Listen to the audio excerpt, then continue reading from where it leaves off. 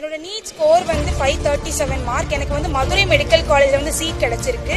இந்த 7.5 ரிசர்வேஷன் கொண்டு வந்ததுக்கு எடப்பாடி பழனிசாமி சாருக்கு வந்து ரொம்ப நன்றி.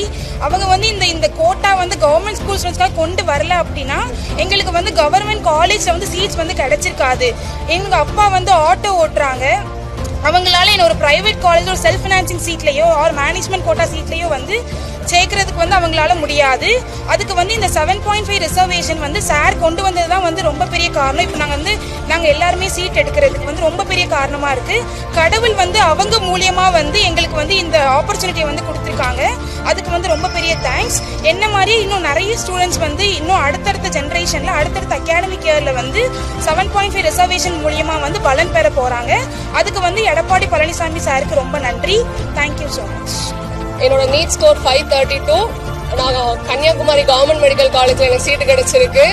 எங்களை மாதிரி கவர்மெண்ட் ஸ்கூல் பிள்ளைங்களுக்கும் சீட்டு கிடைக்கணும், எம்பிபிஎஸ் படிக்கணும், மருத்துவ கனவு வந்து எங்களுக்கும் நிறைவேறணுங்கிறதுக்காக எடப்பாடி பழனிசாமி சார் வந்து எங்களுக்கு 7.5 இடஒதுக்கீடு கொடுத்துருக்காங்க.